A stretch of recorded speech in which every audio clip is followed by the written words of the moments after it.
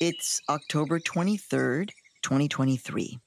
It's a Monday, and Dora Rodriguez is in the tiny town of Sasabe, Mexico.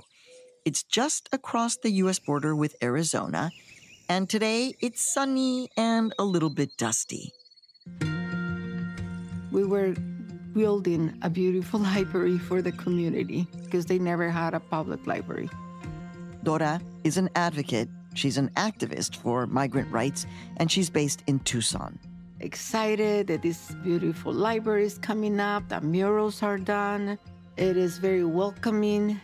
The reason why Dora is in Sasabe, Mexico is because she's been running a shelter for migrants there, and she's also been getting involved in improving this town as a whole. Dora might be petite, but she's not small in terms of the impact that she has in this area of the border. And this morning at the library, something feels off. But I could sense it was a different vibe. It really was a different vibe that the locals were telling me, something's happening. This is scary because there was so many trucks, different, brand new, white, big trucks. You could not see who was inside because they were dark, but going fast and driving or slowing down. So it was different than what we've seen all this time.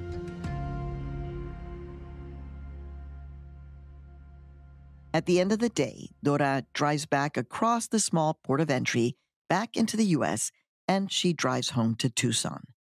The next morning, we load up our car again, back to Sasabe, with brooms, with things to clean up. And during the hour-and-a-half drive south to the border, Dora gets a warning. I get a phone call from one of the women that work at the center. It says, Dorita, don't come. We are in a war. There is a fight. There is gunshots all over these mountains. In town, some houses are burning. We don't know what's happening. Please don't come. At the time, Sasabe, Mexico was a town of about 1,000 residents. Families had been there for generations. There's kind of not much here. There are no big stores, no chain restaurants, no banks. Everyone shops at the one outpost where the owner runs the register and knows most of her customers. There is a small official U.S. port of entry, and for decades, this has been a corridor for migrants crossing the border. The press has reported that for the last 12 years, the local boss of the Sinaloa cartel, managing Sasabe, Mexico, basically left the townspeople alone and allowed them to work. And everyone sort of knew that the cartel was smuggling people, but they all went about their business without getting involved. Until now.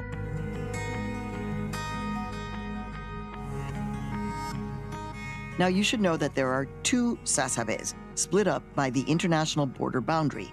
There's Sasabe, Mexico, and Sasabe, U.S. And in the area dividing the two, there's about a 20-mile stretch of border wall. And over the years, that stretch of wall has had more than 20 gaps or openings, holes in the wall that can be huge enough to fit a herd of cows, for example, or small enough to fit a person sliding under the wall.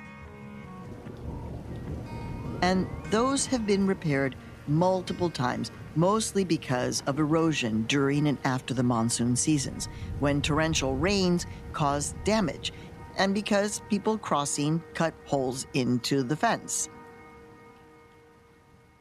The wall certainly looks impressive, but in parts of Arizona's border with Mexico, this new wall is proving to be little more than a temporary obstacle for smugglers. Two young gentlemen cutting through the wall with an angle grinder that you could pick up at Walmart or Home Depot.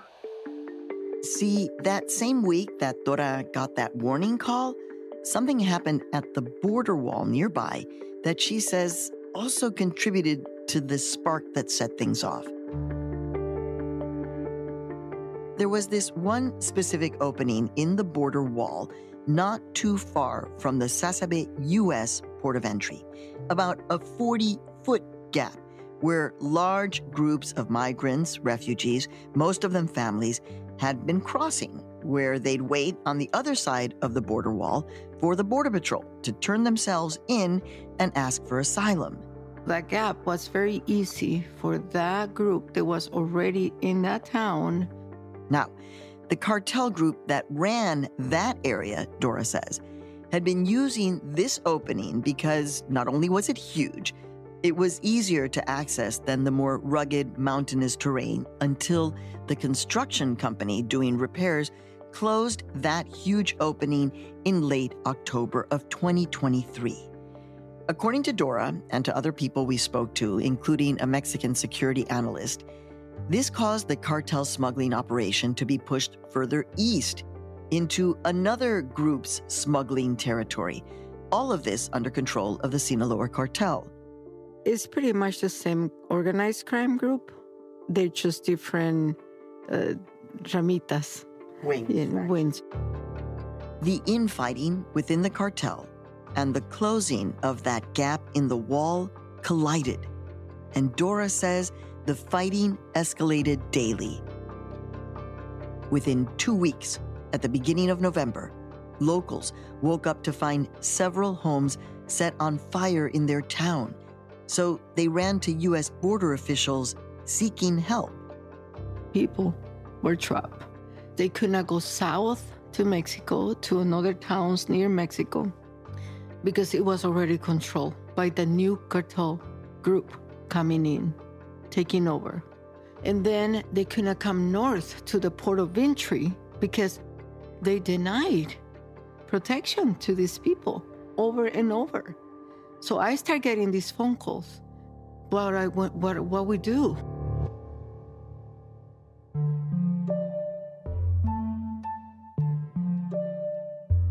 From Futuro Media and PRX, it's Latino USA. I'm Maria Hinojosa. Today, Fernanda Chavarri, senior producer at Futuro Studios, and I are bringing you the story of what's happening in this remote area of the U.S.-Mexico border. We're going to see what the border wall is and isn't doing and get past the rhetoric of an election cycle. We're going to hear from people on both sides of the wall, from humanitarian volunteers who are beacons of light, and we're going to ask Border Patrol how they handle the everyday. We're going to bring you the realities of a remote border area that could easily be forgotten or overlooked. But from what we saw, it's where politics are abstract and policies are real. This story is part of our election coverage, the Latino Factor, how we vote.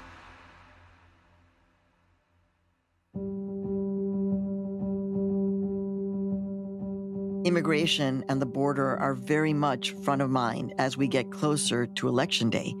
Tensions and divisions on border policies are heightened as a new Gallup poll shows that significantly more Americans named immigration as the most important problem facing the U.S.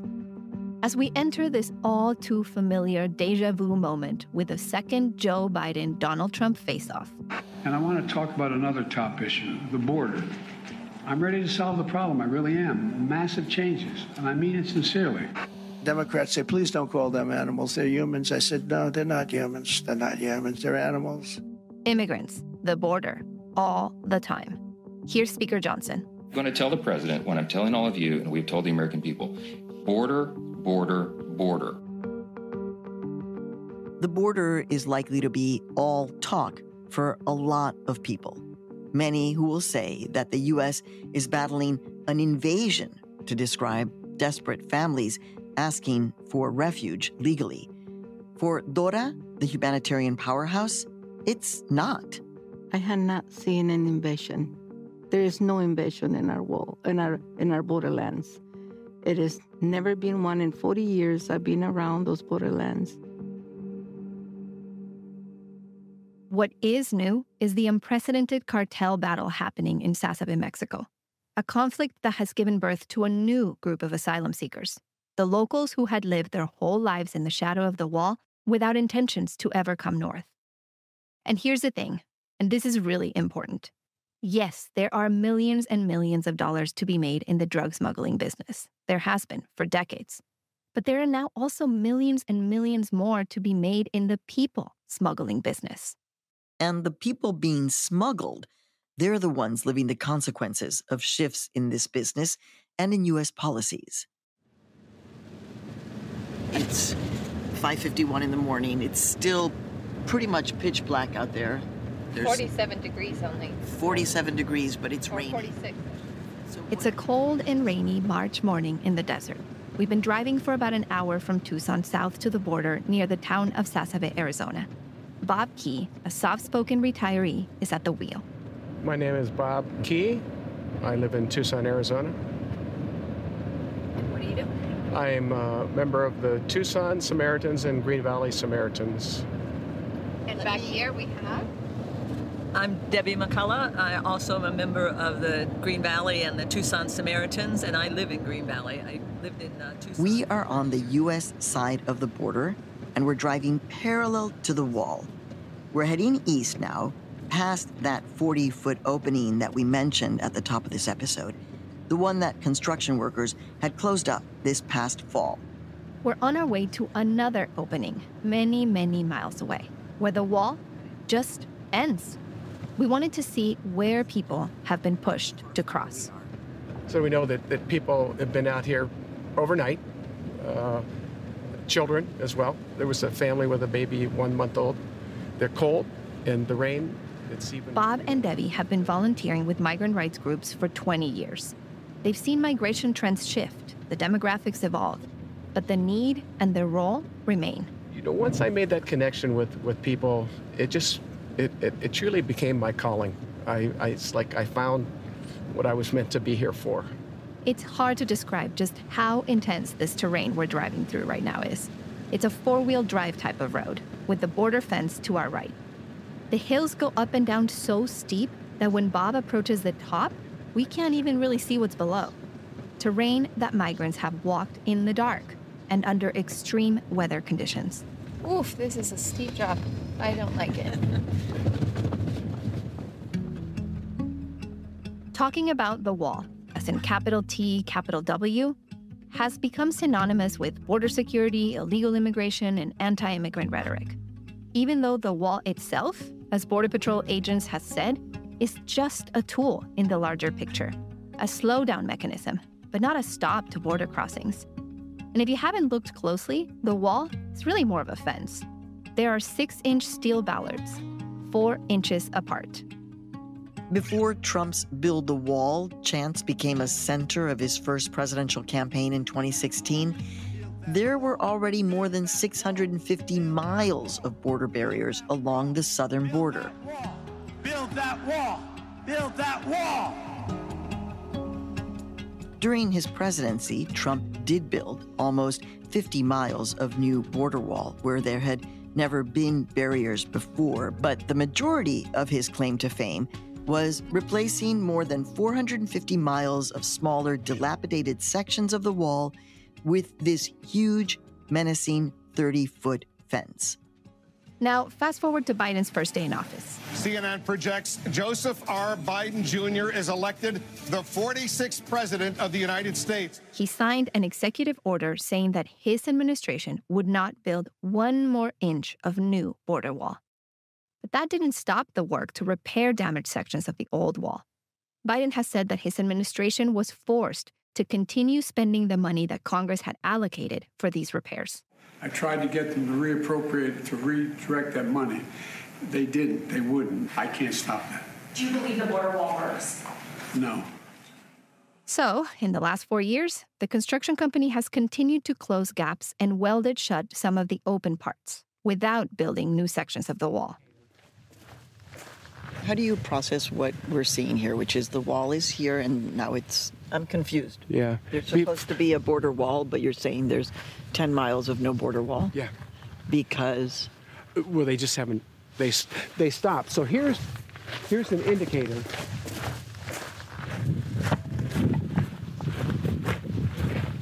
They always date when they put the last ballard in for the day. This ballard was 1/13/2020, 1 week before inauguration. And that was the last of the wall building. After the stomach-turning drive up and down the roller coaster of the muddy hills at the border, we arrive at a camp that volunteers have built on the U.S. side.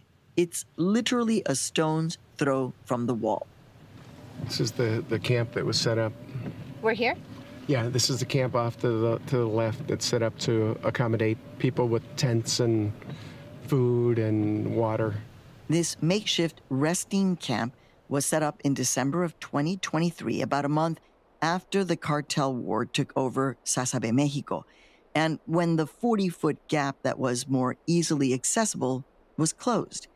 It was built in response to the grave need for humanitarian aid for asylum seekers who were pushed to cross further away into the mountainous desert area and therefore have to wait for the Border Patrol to come and get them. I got really cold. It's so cold. Oh my gosh, I can see my breath. Yeah. You can, Jesus. Now, if you haven't lived in the desert, you may not realize just how extreme the weather is down here. The summers reach over 110 degrees, but in the early months of the year, the temperatures can drop in the low 30s at night. And yes, it has snow down here. Next to the fire where we're standing over the sort of leftover smoke from a fire. There are about 4 milk crates and a little mermaid towel on top of one of them. Maybe some long underwear. Long underwear. Yeah. There's also there's a jacket hanging from a tree. I mean, I would say this is probably 1, 2, 3, 4, 5, 6, 7, 8, 9, 10, 11, 12, 13, maybe about 15 tents. And by tents we mean tarp that's been hung up on trees, not REI-style tents. In the middle of the camp, there's a large canopy with supplies. Lots and lots of water. Coffee. There is a camp stove so that people can come and make the hot coffee or ramen, and refried beans, lots of refried beans. So that's kind of just our go-to meals. And as Debbie shows us around, suddenly a tiny creature approaches. Oh, this is the camp cat. This is a camp cat? Yeah. Hi, this camp cat kitty. is... What's the kitty's name? We don't know. Camp cat, I guess. CK, right? CK? Camp cat? Clearly, CK stands for Camp Kitty, not Camp Cat. But fun fact, Camp Kitty used to live at the Border Patrol station in Sasabe, Arizona with the Border Patrol agents until one day it snuck into one of their vans headed for the camp and never went back.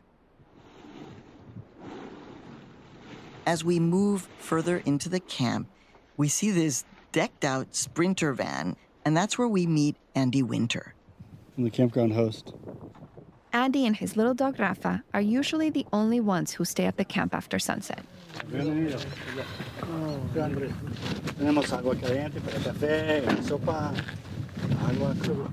He's often the first face that migrants see when they arrive at the camp, and he speaks to them in Spanish, talks about how the camp works, offers them hot coffee. And Andy is a retired educator from Vermont. He's a former tennis pro. He's probably more than 6 feet tall. He is very all-American. And his van is next level. This is like the most popular, like RV in America right now for folks. It's a Mercedes Sprinter. And it's just souped up a little bit. So it's got it's got 4-wheel drives, solar panels across the roof, satellite. Can we get inside? It's a super mess right now, but yeah, of course. I mean, yeah. Andy's van is the Wi-Fi charging van, an indispensable tool in this remote camp where there is little to no phone signal, no Wi-Fi, no electricity. This is where people can charge their phones, and once they are connected to Wi-Fi, they can call their family members who haven't heard from them in days, sometimes weeks, and tell them that they've made it to the U.S. There was a group last night, right before Border Patrol picked them up. We were waiting. It was like 9:30, and it's dark.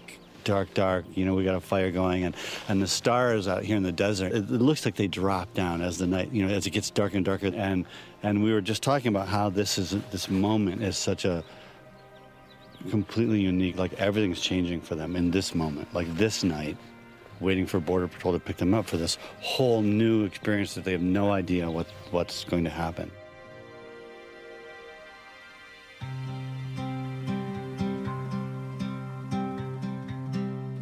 And the future looks different for folks. Some people could go from the camp to a detention center, or they could be deported quickly. Many will petition asylum and get released into the United States with a court date years from now. And others might not even get the chance to ask for asylum anymore after President Biden's recent crackdown at the border. Critics like the ACLU just sued, challenging Biden's new order to turn asylum seekers back once they reach a certain number. Last fiscal year, there was a sky-high number of what Border Patrol calls encounters, with 3.2 million, and 2024 is on track to hit an all-time high. We're talking families, little kids, elderly folks from all over the world, Central and South America, Africa, India, families from Afghanistan. And that's largely because of something that significantly changed at the border a year ago. And that's coming up after the break. No te vayas.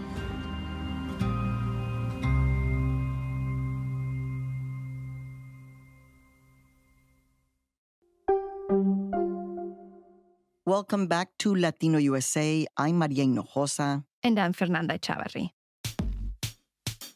To understand the rise in large groups of people crossing the border to turn themselves over to the Border Patrol to petition asylum, we have to look at something that happened a year ago. The end of a Trump-era border closure policy known as Title 42. The countdown is over and the next phase has begun. Title 42 is now expired as of an hour ago. Title 42 is an obscure health law. It was first invoked by the Trump administration at the height of the COVID pandemic in 2020. Essentially, it closed the border by turning people seeking asylum right back around without giving them a proper asylum screening. We closed the borders very early. We made a great decision, took a lot of heat over that decision, but it turned out to be the right decision. And as the years went on, vaccines became available, mandated masking ended, and Trump left office, border agents continued using it at the direction of now President Joe Biden, even as he declared an end to the pandemic. Is the pandemic over? The pandemic is over. President Biden declared the coronavirus pandemic is over. President Biden promised to end Title 42. Instead, he is now expanding restrictions on asylum seekers. So much for a temporary policy that was supposed to be about the pandemic, huh?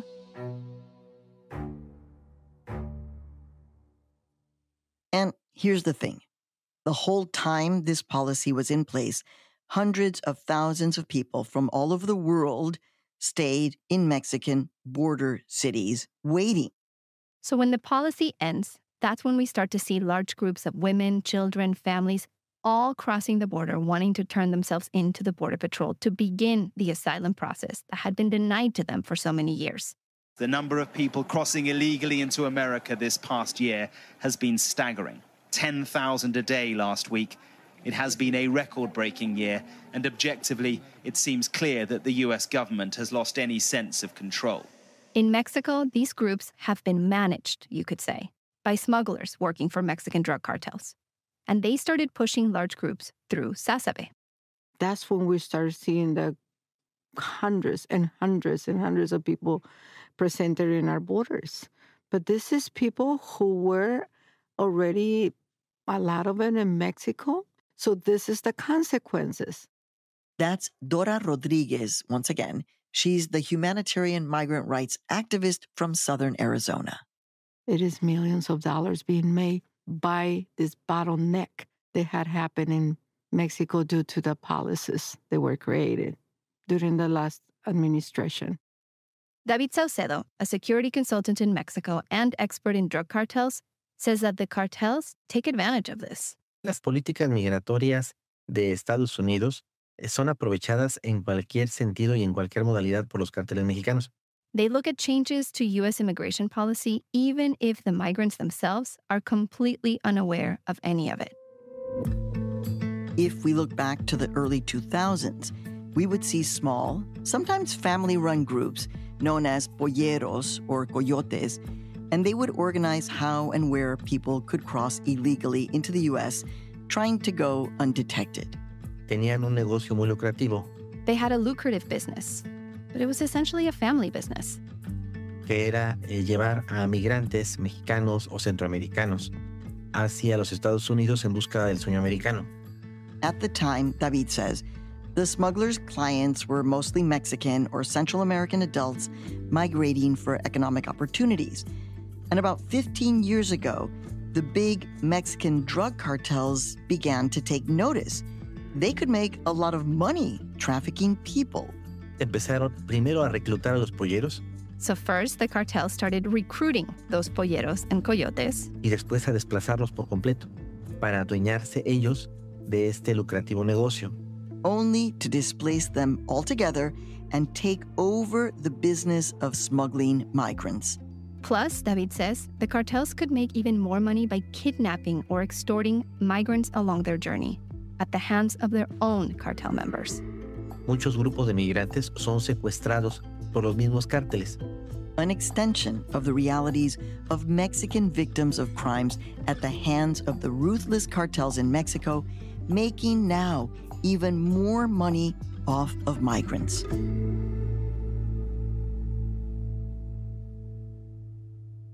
With that much money to be made, the territorial disputes that we talked about that happened in October and November in Sasabe, Mexico, when Dora was working at the library, all of that heated up. That's also at the time when the construction company had closed the gap in front of the town. Remember, two wings of the Sinaloa cartel started to fight for territory to smuggle people. And that violence affected the quiet border town, forcing locals now to seek refuge in the U.S. It was a turf war unlike anything Sasabe, Mexico had ever seen. Many residents told Dora, "No vamos a morir, nos van a matar, nuestros niños." We are going to die. They're going to kill our children. So Dora says hundreds of residents ran to the port of entry on the Mexican side and begged Mexican customs officials to help them. Many of them ended up sleeping right there outside of the Mexican border office. This went by for almost a week and a half, and there was no one showed up from the Mexican government to protect these people. That own National Guard that is right across the street from our own resource center shut their door and hide. And then November 6th, a young man calls and says, "Dorita, we cannot let our people die here. We have to do something." And I say, "Do whatever you want to save your family." Dora drove to the border and saw that people had cut a hole in the fence and were rushing through. With the little ones in their arms, people in wheelchairs, women with their walker, a man with a broken leg. That kind of scenario. Running all over, like we're out. Cartel violence has sent people living in the border town of Sasabe, Sonora, fleeing for their lives, crossing the border into Arizona. El terror se ha desatado en distintos poblados del norte de Sonora debido a enfrentamientos armados entre grupos criminales. Caught in the crossfire, residents then scrambled into the U.S. It was crazy. It was something that you see in movies.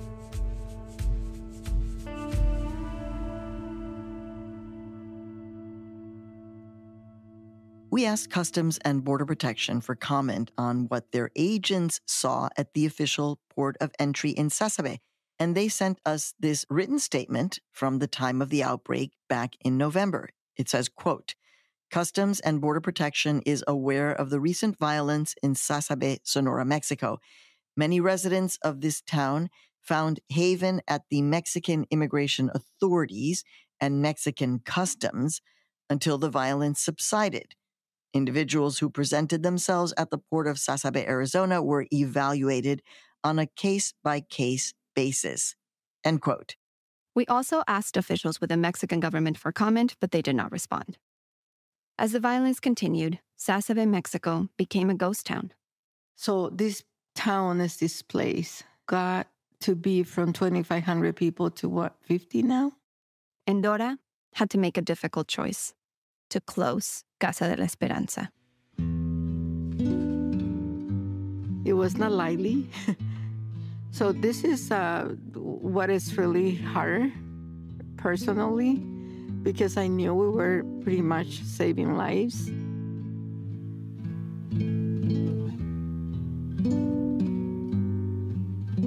At least we had a center where we could help them. Dora hasn't crossed into Sasabe, Mexico, a place that she would go to several times a week. She hasn't been back since the day that she closed Casa de la Esperanza shelter last fall. My heart breaks. My heart hurts.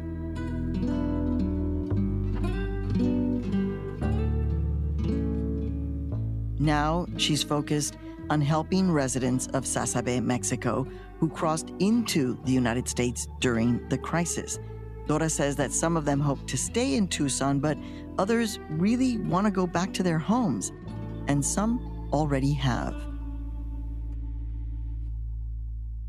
During our visit to the U.S. side of the border in Sasabe, Arizona, we hadn't planned on crossing into Sasabe, Mexico because of this violence.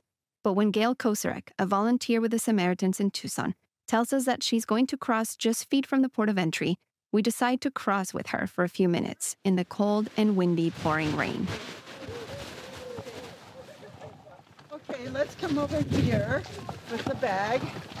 Gail is crossing to bring food to the abandoned dogs that the Sasabe residents had to leave behind in November when they were running north to save their lives. See, there's some doggos there right now. Oh my God, they're going to be so happy when they see us. They're going to go, oh, here comes that lady.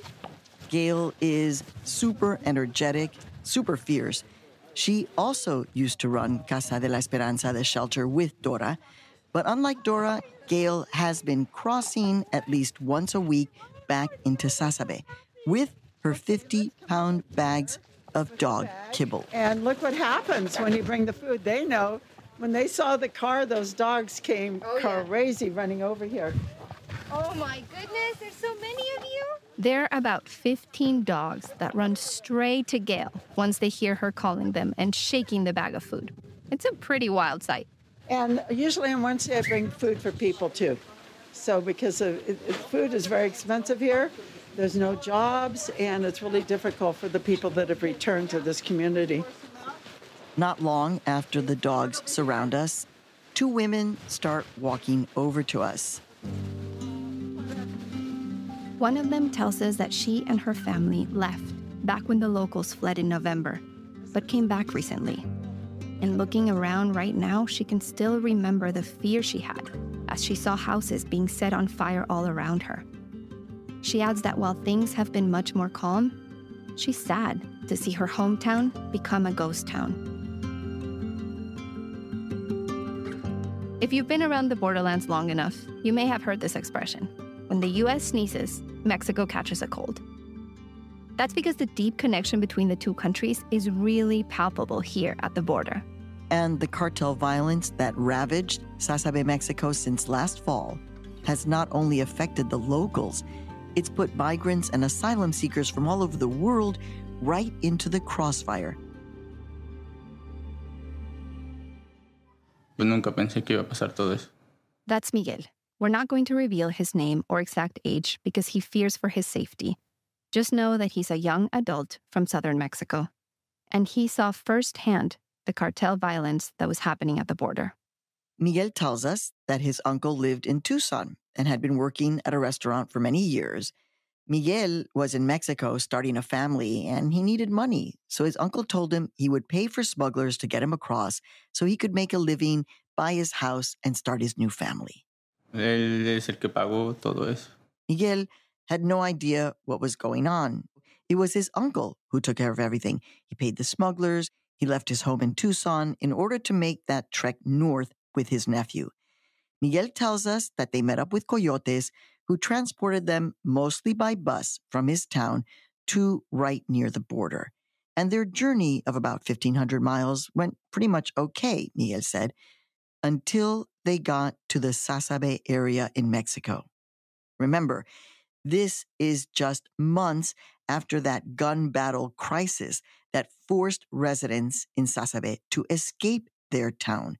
But Miguel and his uncle didn't know anything about that. Era toda la luz de la luna. Ya era de noche. Sí, ya era de noche. Noche, caminando, todo bien. Todo bien, hasta que de repente nos rodearon. In the darkness of night, Miguel and the group of about 25 people, mostly from Central America, were walking. They were being led by a smuggler. And then out of nowhere, they were suddenly surrounded by a group of men with flashlights and guns. Dice, ¿con quién vienen? Y pues como estábamos The así. armed men asked the group who they came with. O sea, ellos querían el nombre del coyote. Ajá, algo así. Pero pues, como nadie contestó y como luego empezaron a disparar hacia arriba del cielo, como que nos entró más miedo. They wanted the name of the smuggler, but no one in the group said anything. So the ambushing group told all the men to run and began shooting at them, separating the women and children. Pues a mi tío le dieron en la pierna y él gritó. Entonces yo me regresé. He says his uncle was shot in the leg. Miguel took off his jacket, put it on his uncle, and hugged him. Y lo tapé con la chamarra y me encima de él. Y se escuchaba cómo corrían los disparos. Y la gente gritando. He laid on top of his uncle and could hear gunshots, screams, and people running around. Cuando me dice él, ya no aguanto, me dice, cuídate mucho. His uncle told him to leave him behind. Ya no aguanto. I can't take it. He told Miguel to take care of himself. Y a los 5 minutos, pues se murió en mis brazos. And 5 minutes later, he died in Miguel's arms.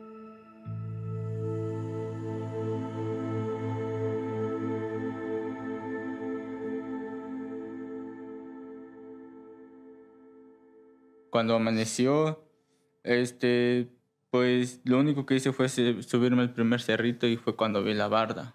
Miguel stayed with his uncle's body until dawn in the desolate Mexican desert, all alone.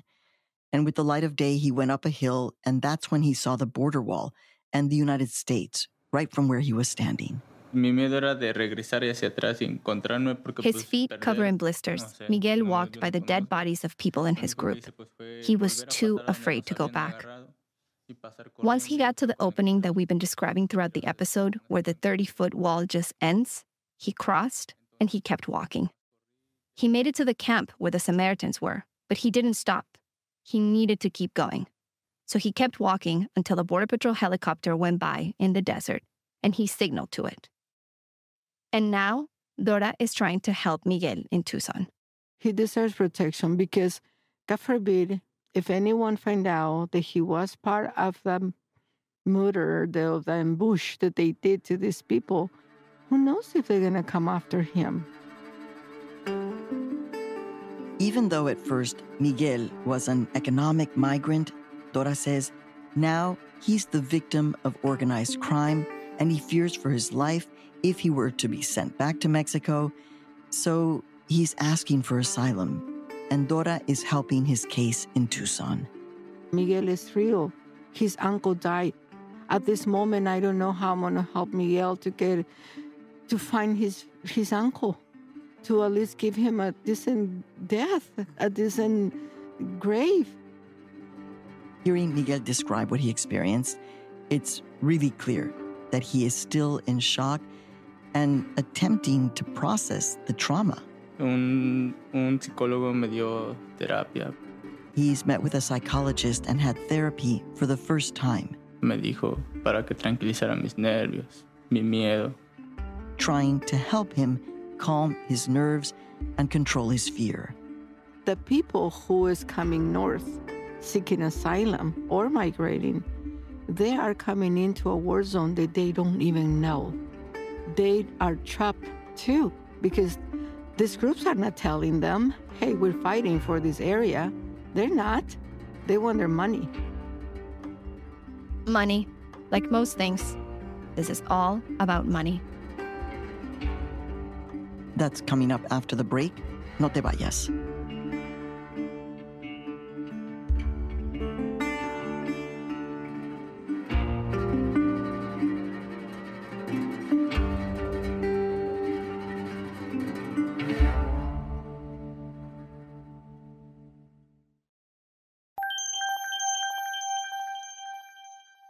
Welcome back to Latino USA. I'm Maria Hinojosa. And I'm Fernanda Echavarri.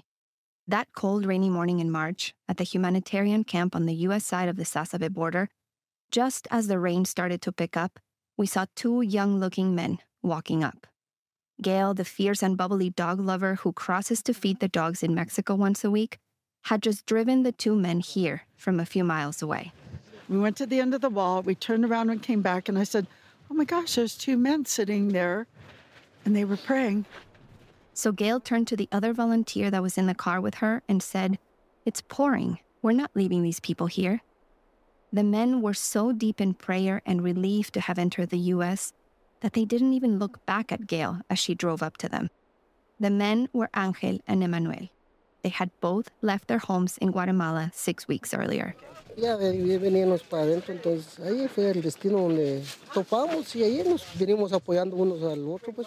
They didn't know each other, but met along the way, and they'd become like brothers. Cansado, un poco agotado, sí.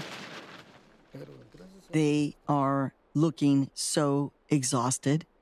They tell us that once they got closer to the border, they didn't join any large group led by any smuggler, which is not the norm these days. Instead, they quietly followed a group from a distance and hid behind them. Entonces nosotros donde miramos que hay gente, pues nos quedamos ocultos. Y cuando miramos que ellos se mueven, seguimos. They waited until just this morning to cross, and they did it by simply going around the waist-high vehicle barriers where the 30-foot wall just ends. When we asked them who they left behind back at home, they both break down talking about their families, their young children, and then Ángel starts weeping uncontrollably. A una familia, a los hijos. Es que te quiero quitar un pedazo del corazón. Solo Dios sabe la necesidad. A handful of the Samaritans who are there bring over warm blankets and hot coffee. They welcome the men to the camp, offer hugs, words of encouragement, a laugh, and of course, a charger for their phones and Wi-Fi to connect with family members who hadn't heard from them in days.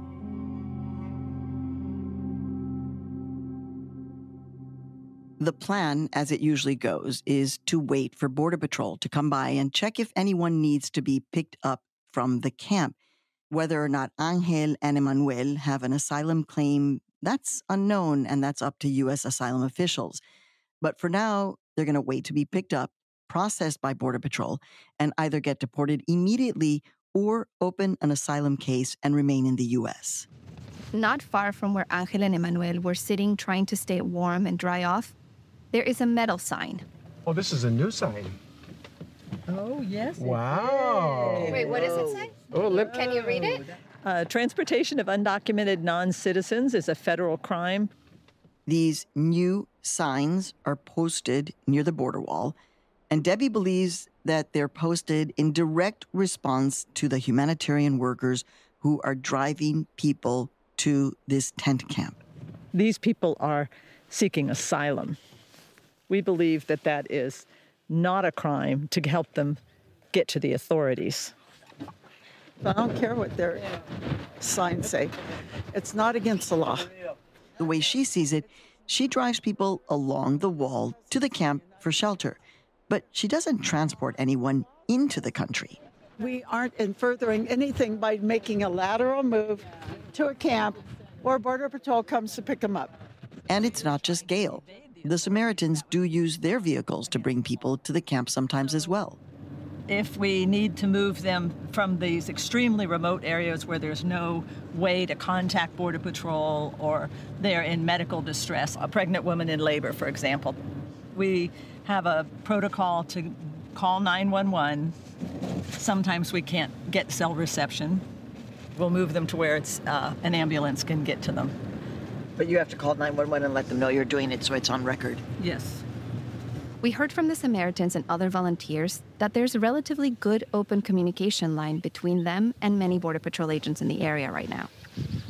And we saw that during one of our visits to the camp when we spoke with Border Patrol Supervisor Marlon Layugan. Buenas tardes. Buenas tardes. ¿Está bien? Sí. ¿Enfermo? No.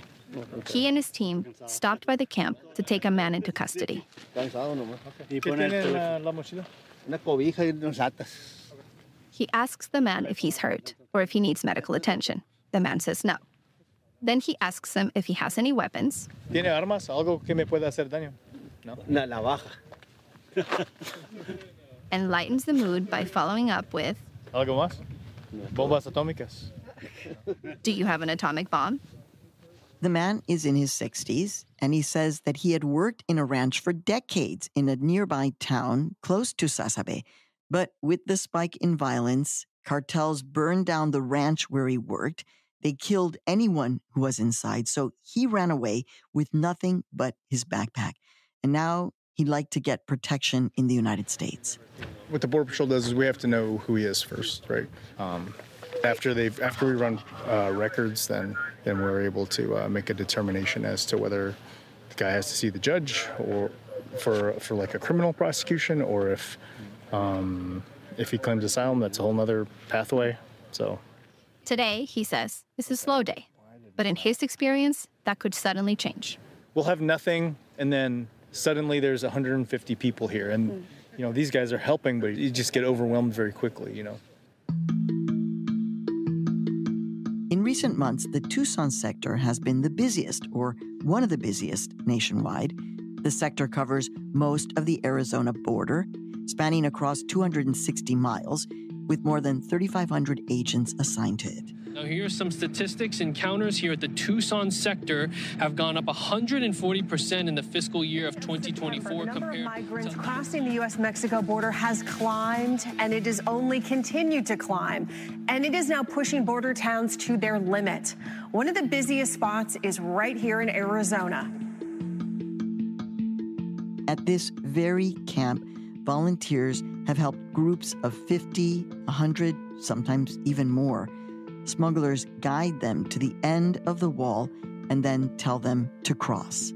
People from Africa, India, Haiti, Venezuela, who have no idea that it will take them hours to walk the 10 miles up and down those steep hills to get to the nearest Border Patrol station. So they are relieved when they get to the camp and they can catch a break. We spoke with U.S. Customs and Border Protection multiple times to get an interview scheduled, but in the end, they said they could not accommodate our request. So we then sent them specific questions related to the story, and they sent an email with only this answer on the record. Quote, CBP remains vigilant to continually shifting migration patterns and will continue to adjust operations as necessary. CBP continues to work with our partners throughout the hemisphere, including the government of Mexico and around the world, to disrupt the criminal organizations and transportation networks who take advantage of and profit from vulnerable migrants. End quote. Standing here in the barren desert, it's hard not to think about how politicized this area will be in the coming months leading up to the election. And as we're leaving the camp, we run into someone who knows about that all too well. Rancher Jim Chilton, one of the most prominent voices in the area. Back in 2016, when Trump promised to expand the border wall, Chilton was, quote, elated.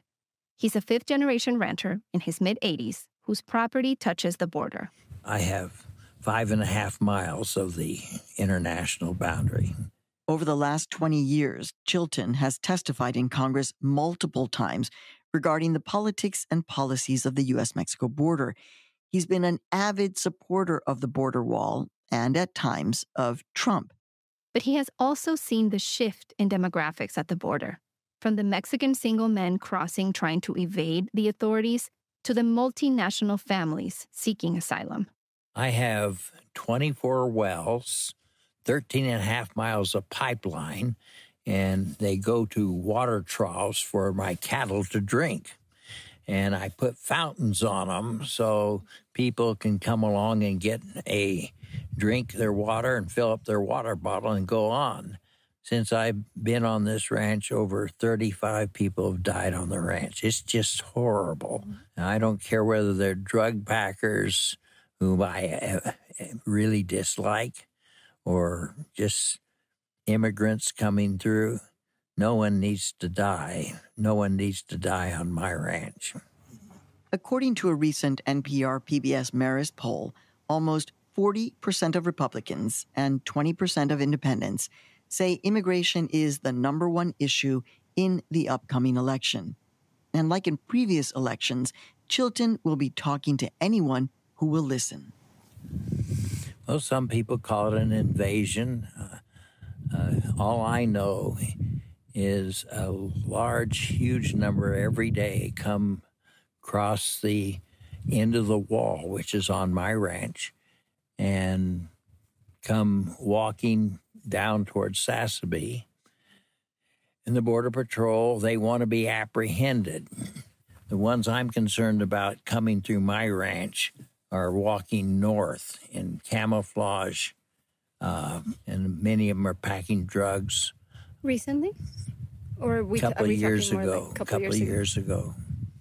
I asked Chilton about the shift in recent years. Now that it's mostly asylum seekers who are looking for Border Patrol rather than evading them.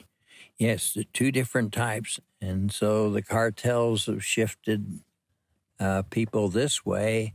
One time I came along this road and saw 205 people. I counted them. I've heard that as many as 400 people would walk in a day.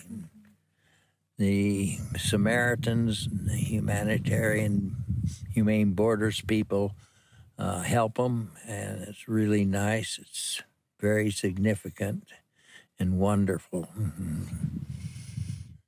There's a lot that can be said about the border, good and bad, terrifying and hopeful. And at the risk of sounding super cheesy, the more time we spent with the Samaritans, honestly, the more we saw these kind-hearted folks as beacons of light in a bleak situation.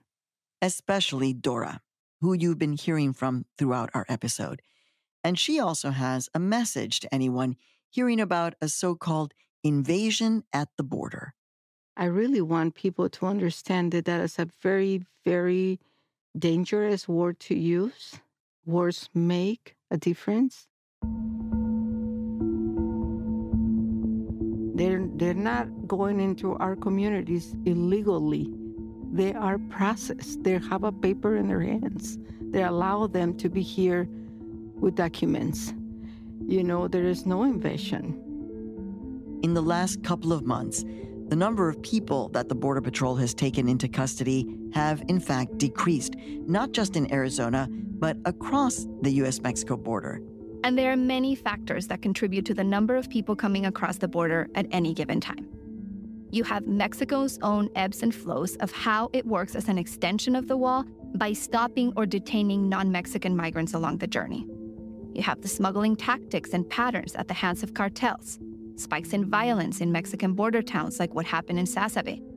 There's also natural disasters in certain countries, changes in political stability in others, and of course, changes in policy coming out of the White House. Washington, D.C. is way out there making these decisions. These policies are signed in the morning, and at night and afternoon, we already had the effects of those policies in our borderland.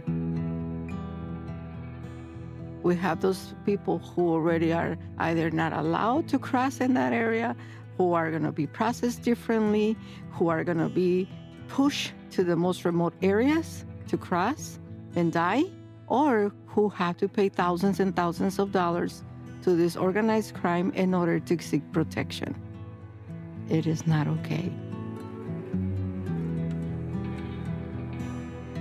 As political ads saturate our media consumption in a presidential election year, it might be tough to separate the politics from the day-to-day at the border. And here, in this barren patch of desert where a 30-foot border wall just ends, the realities of what happens to the communities south of that wall and the thousands of people from all over the world who make it past that wall are not abstract.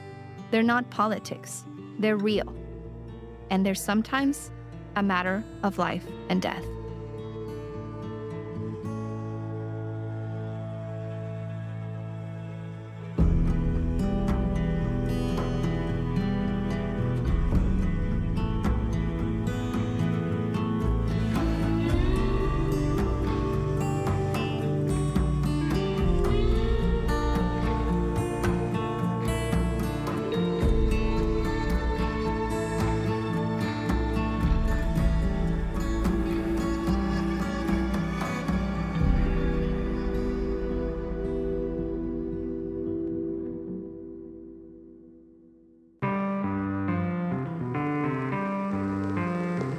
This episode was reported and produced by Fernanda Chavarri and myself. It was edited by Penilei Ramirez. The sound design is by Jacob Rosati. It was mixed by Stephanie LeBeau and Julia Caruso. Fact-checking for this episode by Roxana Aguirre. The Latino USA team includes Victoria Estrada, Jessica Ellis, Reynaldo Leaños Jr., Andrea Lopez Cruzado, Glorimar Marquez, Marta Martinez, Mike Sargent, Noor Saudi, and Nancy Trujillo. Penilei Ramirez is our co-executive producer. Our marketing manager is Luis Luna. Our theme music was composed by Zenia Rubinos. I'm your host and co-executive producer, Maria Hinojosa. Remember, join us on our next episode. In the meantime, look for us on all of your social media. I'll see you on Instagram, where I have a lot of fun. And remember, no te vayas. Ciao. Latino USA is made possible in part by the Heising Simons Foundation, unlocking knowledge, opportunity, and possibilities. More at hsfoundation.org. The Tao Foundation and W.K. Kellogg Foundation, a partner with communities where children come first.